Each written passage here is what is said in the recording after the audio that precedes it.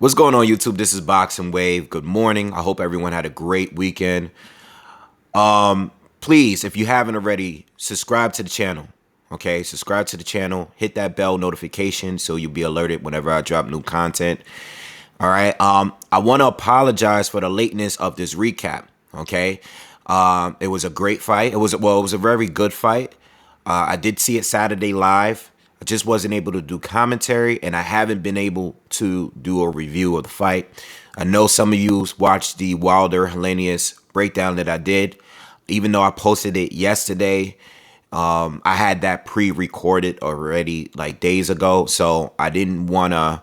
I know people were leaving me comments asking me what I thought about this fight here, and the reason why I didn't have a recap is because I knew I was going to be extremely busy this weekend with work and other stuff. And I'm just now getting around to reviewing the fight. But I did watch it live. And whenever I can't be home to do a commentary, some commentary on the fight, I normally just tweet on it, live tweet while the fight is on. Okay, so if you haven't already, please follow me on Twitter, because I am very active on it now compared to what I used to be. All right. So let's talk about this fight, man. And it's so much that I want to. This is gonna be a very, very honest. Oh, I'm always honest, but I want to be very honest on my views on Joyce and Joseph Parker as well. And watching this fight and my breakdown. I did give a breakdown, and I did say, when the fight first was announced, I thought Joyce was gonna win. But after reviewing his film study and Joseph Parker's film study, I was really I really liked what I saw from Parker in the Derek Chisora fight. And I picked Parker at the end.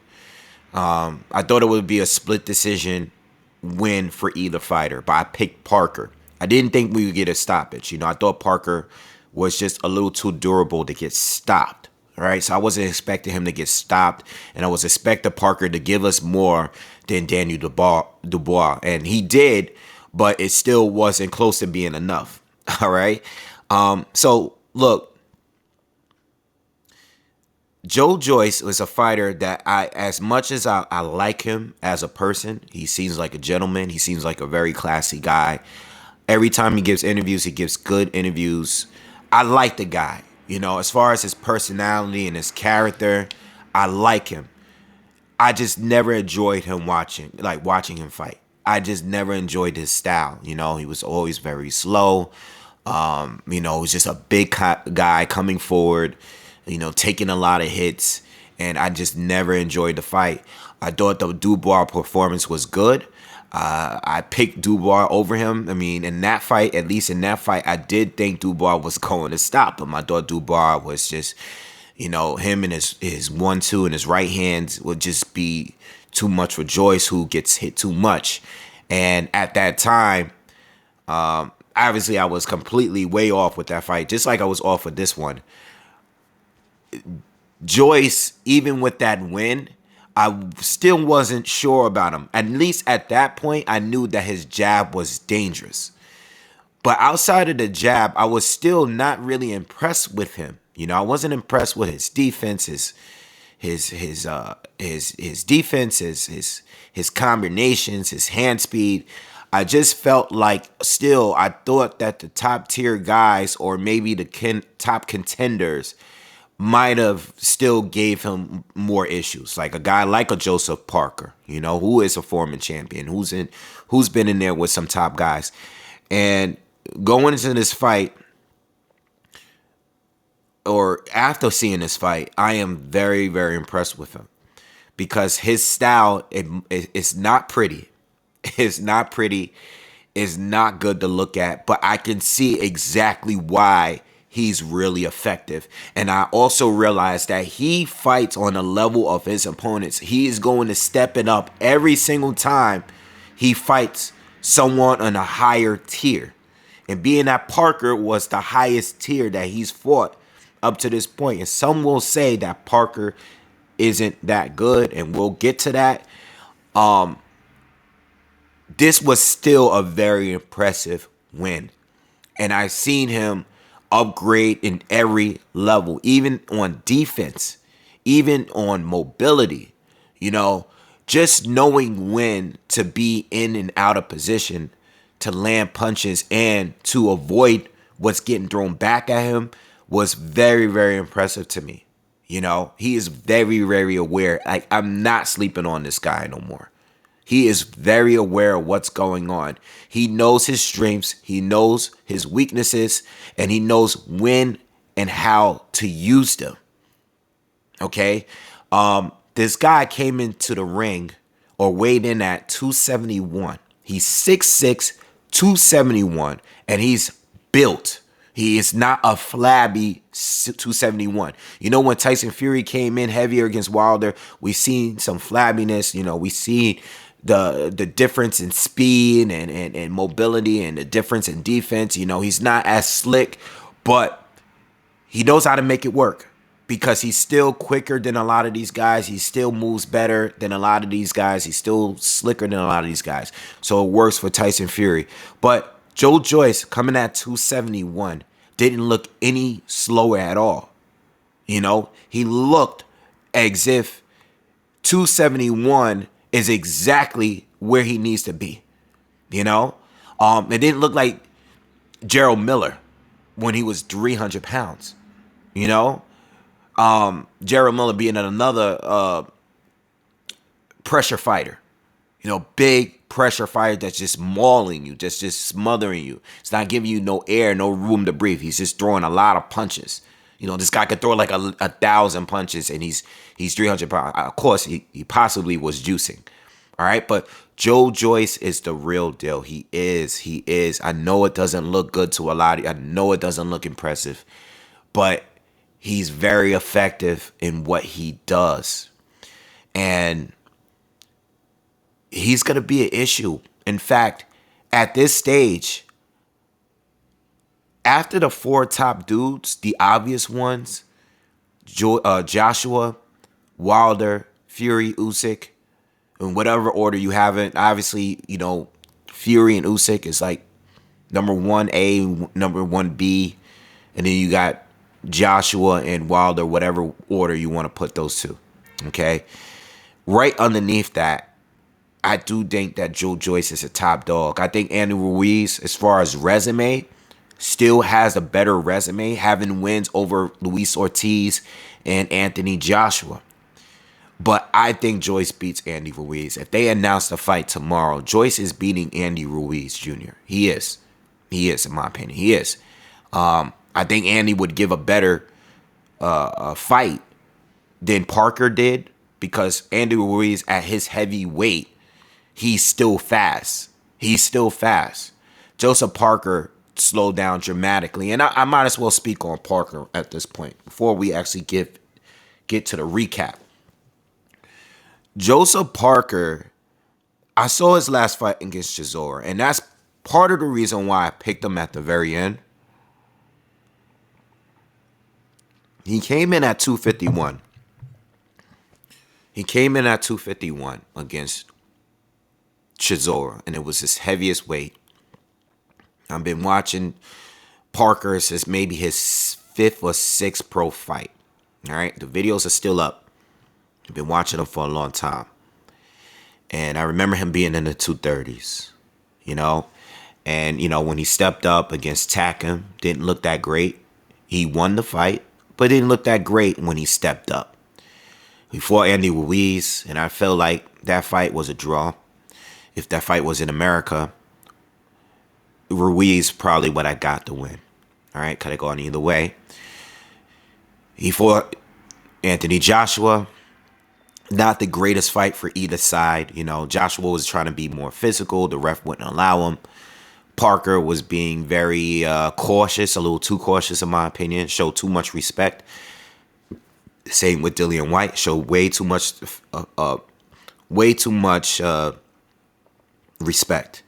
You know, until the last 2 rounds. Parker just never really shined when he stepped up. In fact, I'm going to go as far as saying that his Derek Chisora rematch was probably one of his best performances. It was. I mean, that's the most aggressive approach that I've seen him take, and I still didn't think he was aggressive enough. I still believe that he could have stopped Chisora if he really went for it.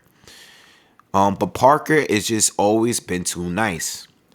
And when it comes to the weight, he comes in at 255, which is even heavier than the Chisora fight. A few pounds heavier, 4 pounds heavier to be exact. And I thought it was a good idea for him to come in heavier because I knew Joyce, it was a chance that Joyce might come in as heavy as he ever been. I figure he's going to be in the 270s, be bigger, be stronger. And I felt like, okay, when Parker weighed in at 255, I said, okay, I see where he's going with this. It doesn't look as nice as, the weight doesn't look as good on Parker as it does with Joyce, because Joyce looks very muscular. Parker looks like it's a lot of extra fat on there. But I said that Parker's superior hand speed is still going to be faster than Joyce, even with the heavier weight. And to be honest, it really didn't look faster. It still was quicker, but it wasn't the Parker as of old. Like, the old Parker was much more quicker, defensively better than what he was here. It seemed like he got hit with almost everything here.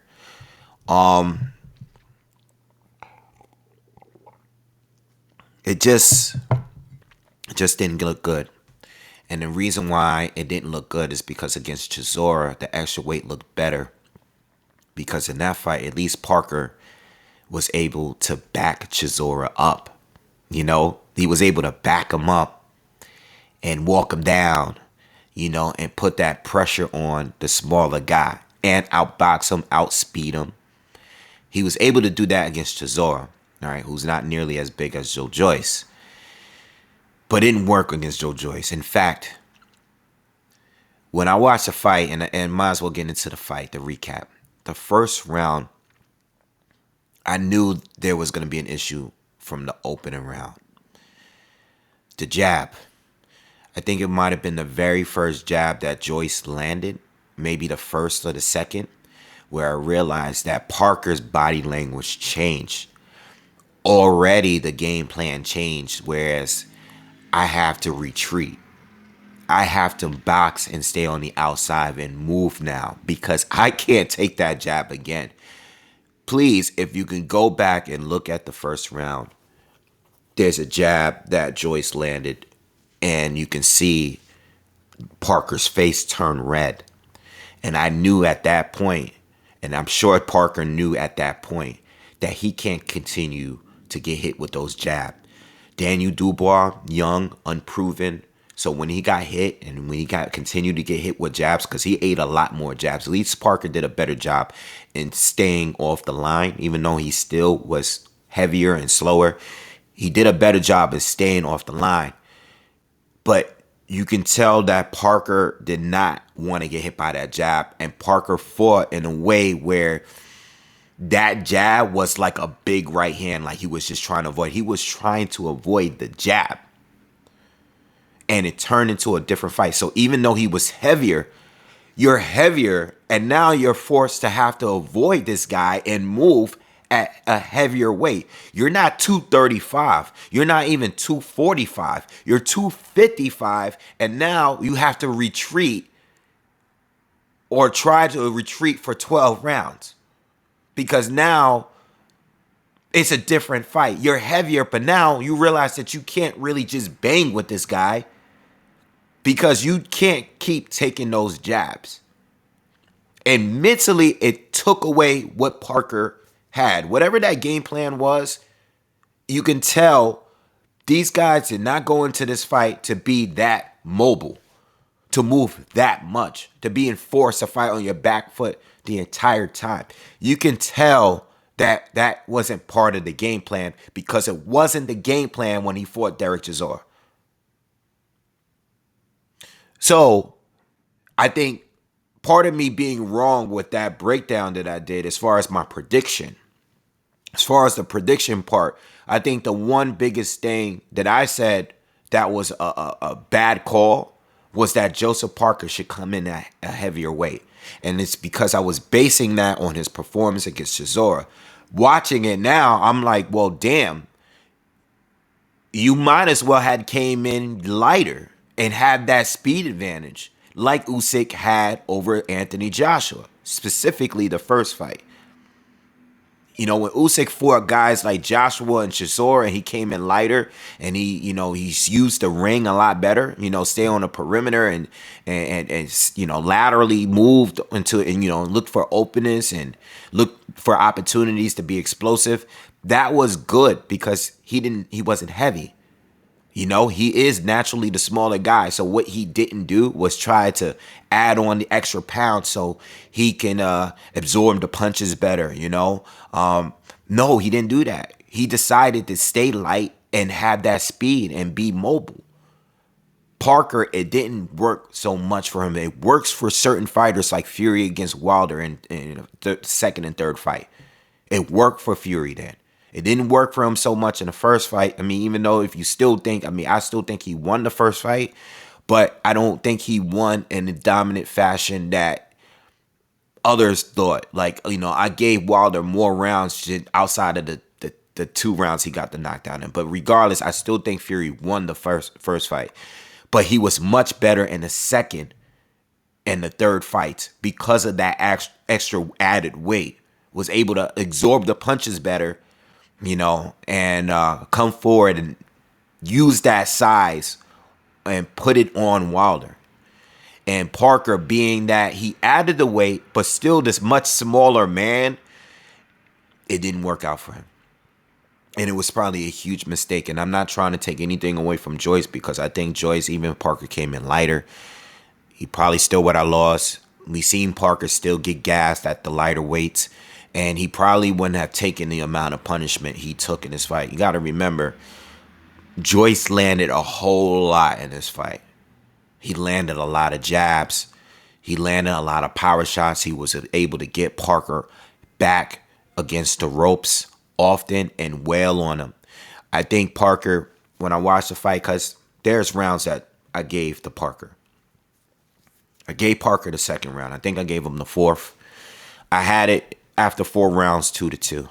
I think one of those rounds, maybe, I don't know, maybe the 7th, it was a good round Parker had, and a later, maybe 1 or 2 extra rounds that were good rounds for Parker.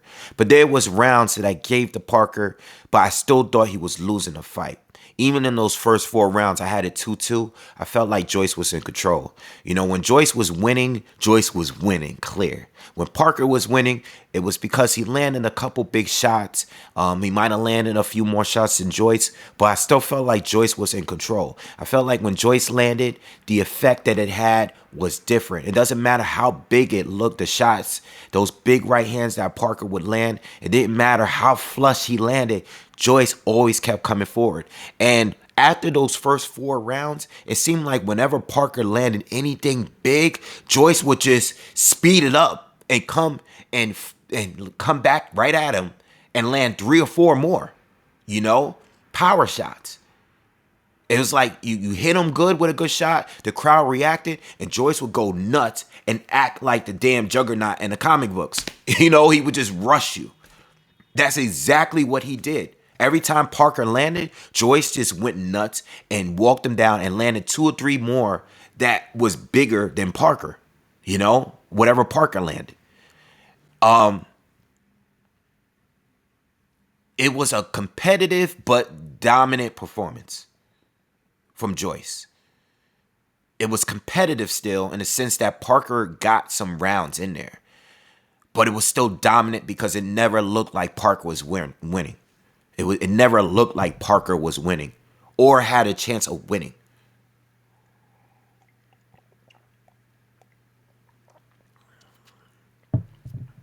So the extra weight wasn't good.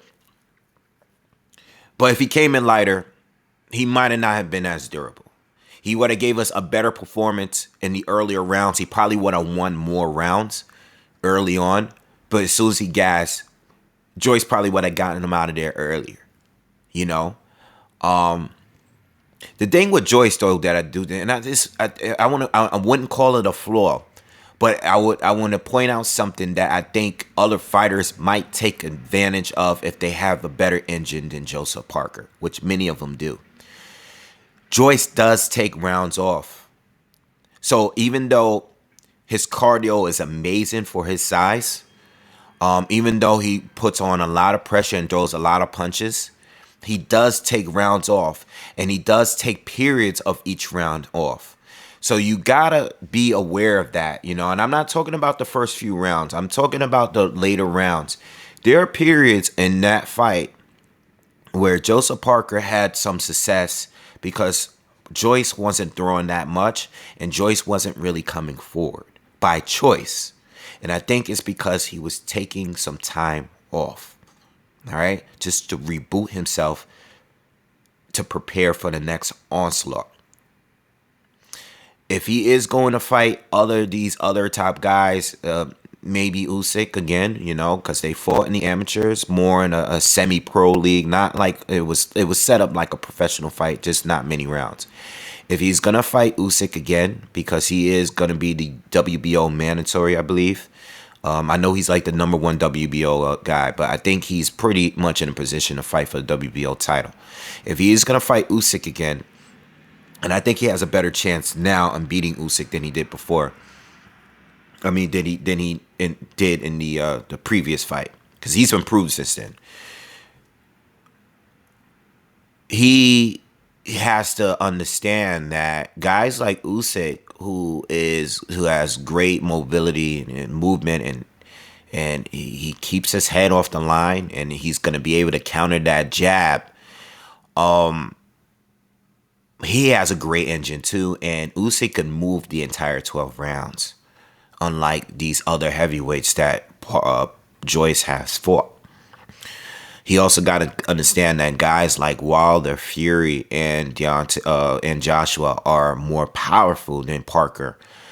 Parker has regressed more than progressed. Okay, he's regressed. You know, even though he was in the same group as, you know, Wilder and White, when they were prospects, they were both coming up. All three were coming up making knockouts. He just hasn't had as much success as those two. These other guys are better. You know, Parker just is not as good as Wilder. He's not as good as Joshua and Fury. You know, Fury is a guy that you got to worry about the angles, you know, the variation of punches, his movement as well, his jab as well. There's a lot of things to worry about with Fury. And if you are to get Fury's back against the ropes, he's so elusive. You're not going to just be landing all of these punches that you landed against Joseph Parker. You know, Wilder, you got to deal with his big right hand, his speed. You know, I don't think Wilder would come in a fight heavy like he did against Fury. If Wilder comes in light like I think he is going to be for this Hellenius fight, you know, if you're getting a 219-pound fighter or Wilder, or 225 Wilder, you got to deal with his speed, you know, his step backs, and him landing the right hand, him possibly hurting you. You got to deal with Joshua, who is well-rounded, maybe not the most durable fighter. You know, I don't think Joshua can take that many jabs. I don't think any of them can take as many jabs as Atlanta, but Joshua is going to counter you, okay? He's also a big man. He's going to counter you. He's going to give you a large variety of punches too. He's going to go to the body as well. Might gas out, but you got to understand that there are harder rounds to win against Joshua and against Fury. The one question I have when it has to these other fighters, not so much Usyk, because I know how Usyk could win. Usyk could win on points.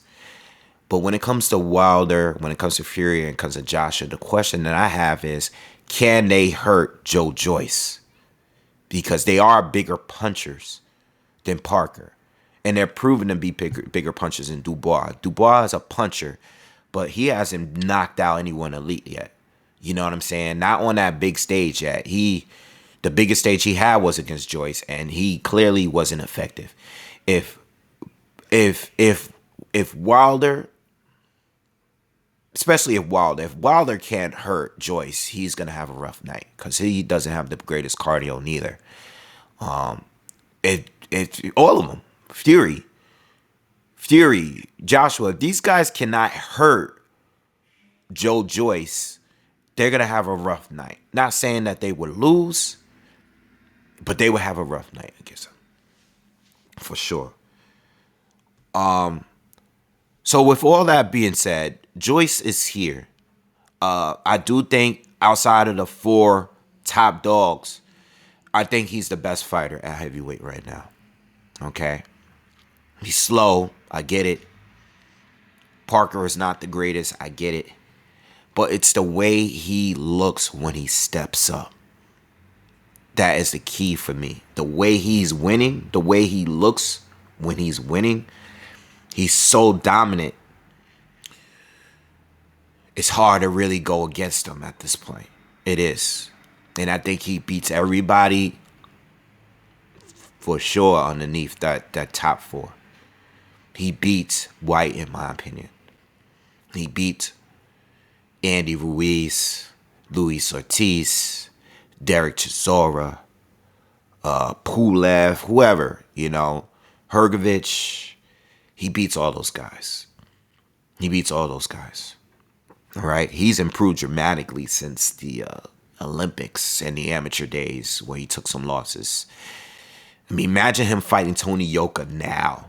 Even before the Bacoli fight. I mean, I didn't even think he lost to Yoka in the Olympics. But Joyce is the real deal, and I think like I said, the only thing that I see there is that I want to bring up one more point too that I forgot to bring up. Just remember, when it comes to his game plan, I see that the game plan really is jab you to death early and then start wailing on you with power shots later.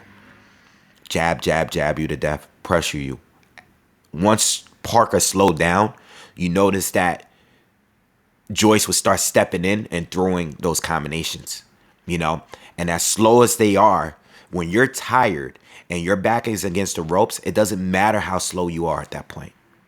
Now, when you're from the outside and you're throwing overhand rights and you're slow as Joyce, it's easy to slip those shots.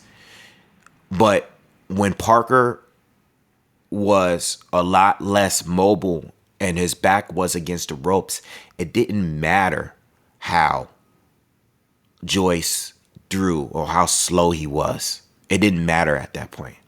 It didn't matter. It was over. All right. He stops him in the 11th round with a left hook. And even though Parker had his hand up, he had his right hand up, he had it too far back. All right.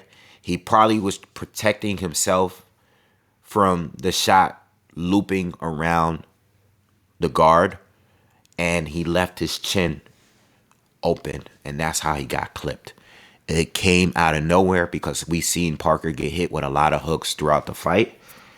But that one there caught him extremely off guard.